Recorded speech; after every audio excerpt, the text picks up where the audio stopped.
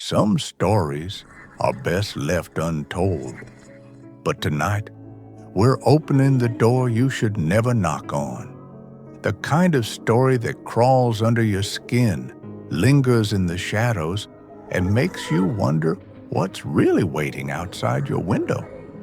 If you think you're safe in the dark, think again. I've always been careful about locking my door. I live alone in a small one-bedroom apartment, and I've got a bit of an anxious personality. So my bedtime ritual has always been the same. Check the stove, check the windows, and double-check that the front door is locked. One Tuesday night, nothing seemed unusual. I went through my routine, turned the deadbolt, even pulled on the handle to make sure it was secure, and went to bed. The next morning, I shuffled out of bed, bleary-eyed, grabbed my keys and froze. The deadbolt was unlocked. For a few seconds, I just stood there, staring at it. Maybe I had been tired. Maybe I only thought I'd locked it. I brushed it off, locked the door behind me, and went on with my day. That night, I made a point of locking it extra carefully. I even said out loud, "Locked." I tested it twice, pulling the handle hard until I felt sure. Then I went to sleep. The next morning, it was unlocked again. A chill ran through me. My first thought was that someone had a copy of my key. A neighbor, maybe the landlord. I checked the windows, still locked.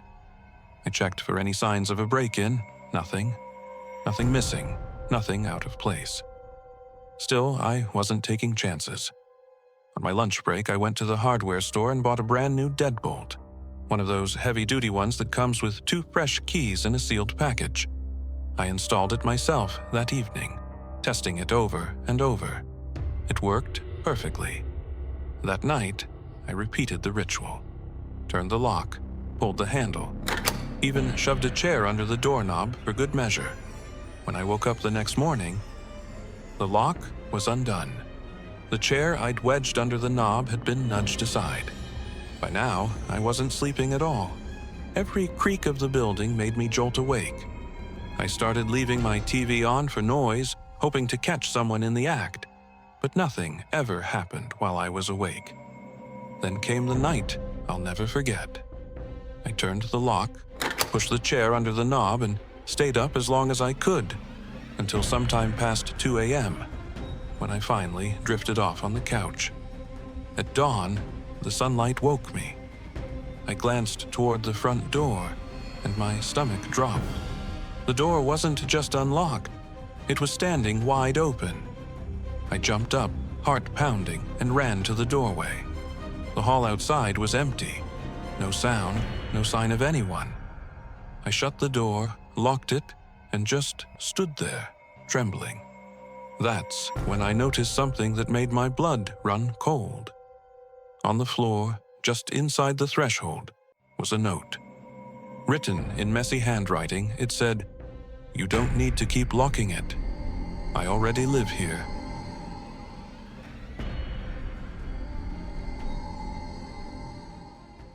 It was a quiet Tuesday night. Jenna was curled up on her couch, scrolling through her phone with the TV humming softly in the background. Her apartment was silent, except for the occasional car passing outside and the faint tick of the wall clock. Her eyes were heavy. She was almost asleep when her phone buzzed. A notification. Her heart skipped a beat when she saw the name Mom. Her stomach sank. Her mom had passed away 2 years ago. She hadn't received a message from her since the funeral. Maybe it was a glitch. Maybe some kind of prank. She tried to rationalize it. The text itself was simple, just one word. Honey. Her hands trembled as she stared at it. She typed back slowly, Mom, is this you? Nothing. She waited. A few minutes passed. The quiet of the apartment felt heavier. Every creak of the floorboards, every wind ruffling the curtains, made her heart race. She told herself It had to be a scammer, someone spoofing her mother's number. But then her phone buzzed again. I'm outside. Unlock the door. Her body froze. She stared at the front door across the room. Her dog, usually a noisy little thing, sat silently at her feet, ears perked, staring toward the door. Jenna's mind raced. It can't be real. This isn't real. Someone's playing a joke. But deep down, she knew something was wrong. Her hand shook as she picked up the phone, but she didn't answer. She inched toward the peephole and peeked through the tiny glass. Nothing. Just the dimly lit porch. No one. Then, just as she let out a shaky sigh, the porch light flickered. It clicked on. Motion sensor. Someone had been there. She wanted to call the police, but the thought of explaining, "I'm getting texts from my dead mom," made her stomach twist. She sat down on the couch, her dog moving to sit next to her, sensing her tension. Minutes passed. Her phone buzzed again. 3 dots. Typing. Then gone. Typing. Gone. Whoever it was, they were still there, watching, waiting. She debated calling a friend, anyone, but her phone buzzed again before she could dial. This time, the message was longer.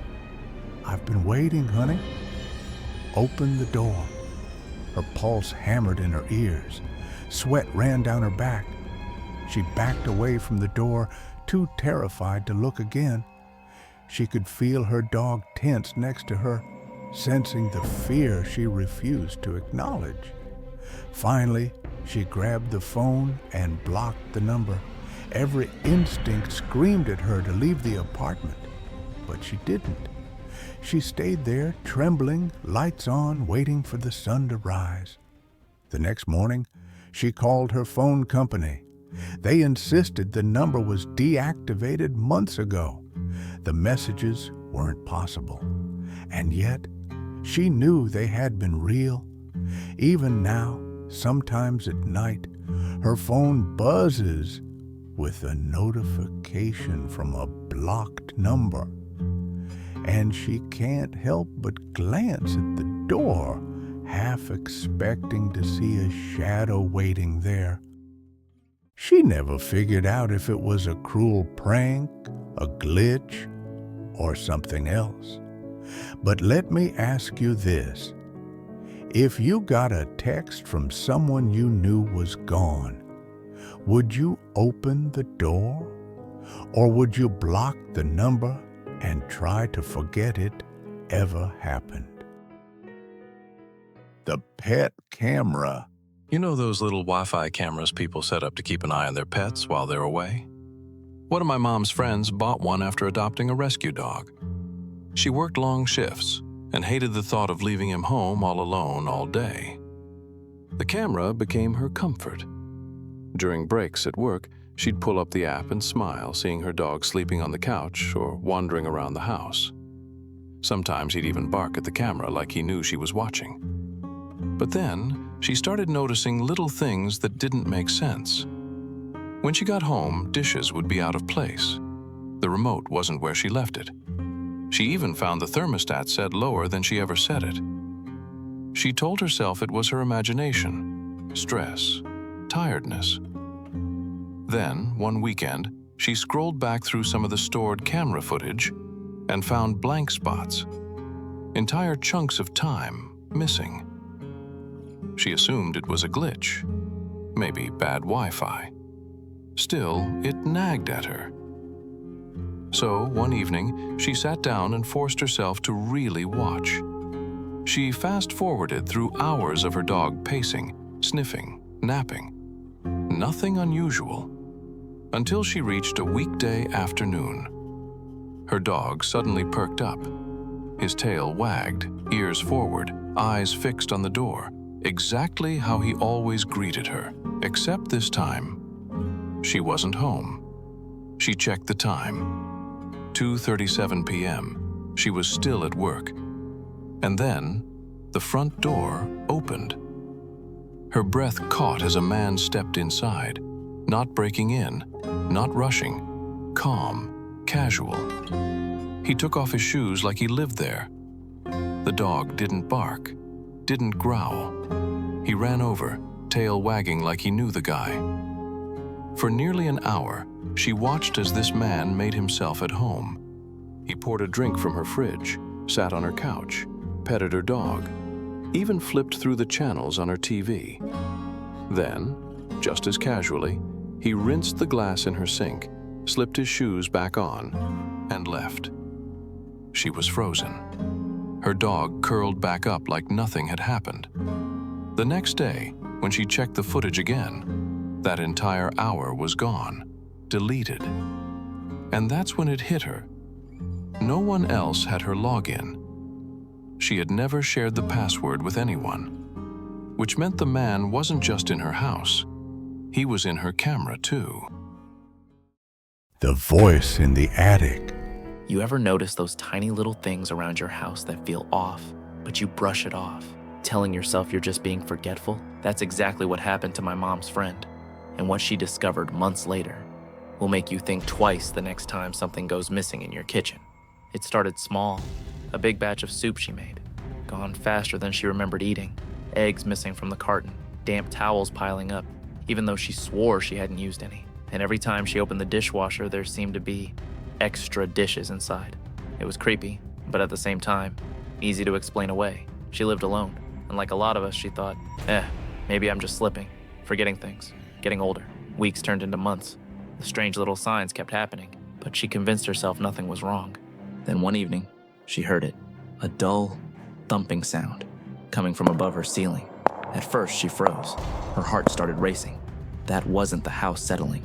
That was footsteps, against every instinct telling her to leave the house immediately. She grabbed a flashlight and went up to the attic, and that's when she saw it. Not a rat, not boxes falling over, but an entire makeshift living space. A sleeping bag laid out in the corner, a pillow, food wrappers stuffed into bags, a hot plate, even a small radio. Someone had been living there, inside her attic, for months. She called the cops immediately.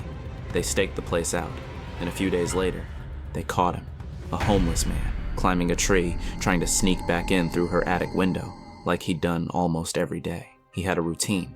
Wait until she left for work, climb down from the attic, eat her food, use her shower, and slip right back upstairs before she returned home. Now here's where the story takes a turn, because she expected someone dangerous, violent, creepy, but instead, he was respectful. He wasn't trashing her house. He wasn't stealing valuables. He was just down on his luck and trying to survive. And instead of pressing charges, she did something almost nobody would. She let him stay, helped him find a job, and for a while, he actually lived in her attic, but this time with permission. If you made it this far, you might want to check behind you just in case. Stories like this have a way of sticking around long after the video ends. If you enjoyed the scare, don't forget to subscribe, turn on notifications, and join me again for the next nightmarish tale.